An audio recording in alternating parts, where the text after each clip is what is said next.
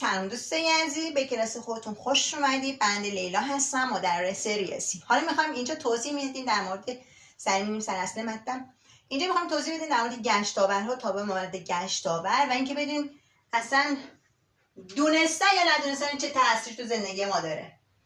گشتاور همونطوری که اینجا نوشتم یک عدد رو نشون میده، یک ویژگی هستی و مانند یک عکس یا تصویر هستش. اما تابع مورد گشتاور یک تابع است، همه گشتاورها در خودش داره. یعنی چی رو در خودش داره؟ گشتاور چی بود؟ ویژگی. آفرین. یعنی همه ویژگی ها رو تو خودش داره و مانند یک فایل، یک آلبوم کامله از همه عکس های توزیع. عکس های توزیع ما می‌دیدیم که ما دنبال میانگین هستیم، واریانس هستیم، چولگی و کشیدگی هستش. یعنی هرچی اینا بره بالاتر ما انگار داریم تو هر زمینه و هر مهارتی به جایی که بر اساس احساس و حدس و گمانمون عمل کنیم، بر اساس اندازه و ثبت مقدار ما میزان پیشرفت خودمون رو تو هر مهارتی میسنجیم. در واقع گشتاورها فقط مخصوص آمار و ریاضی و فیزیک نیستن، اونها روشی برای توصیف الگوها هستن.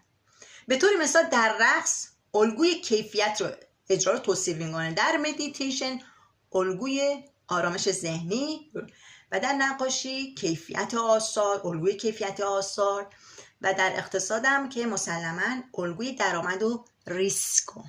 به همین هر جای بتونیم اندازه بزنیم و ثبتش کنیم، بدونیم که گشتاورها میتونن به ما خیلی کمک کنن که اونا رو بهتر بشناسیم و تحلیل کنیم. من اینجا مثال برای موسیقی میزنم. فرض کن یه آهنگ داری که صدها ساز مختلف از ویولون، گیتار، پیانو و غیره توش نواخته میشن. خب در حالت عادی شنیدن صدای تک تک سازها چیه؟ سخته. اما دستگاهی داریم که هر بار فقط صدای یک ساز رو جدا میکنه. خب در این تشریح بچه‌ها آهنگ کامل چی میشه؟ آهنگ کامل ما میشه چی؟ تابع مورد گشتاور دیگه، چون همه گشتاورها رو تو خودش داره، همه سازها، همه ویژگی های ساز رو داره. صدای هر ساز چی میشه؟ صدای هر ساز آفرین میشه گشتاور، چون یک ویژگی و یک ساز رو میخوایم بدونیم میشه گشتاور. عمل جدا کردنش میشه مشتق گرفتن. بچه تی اینجا تی همون اندازه گیری، یه قابل اندازه گیری که قبلا توی تابع هم بهتون گفتیم.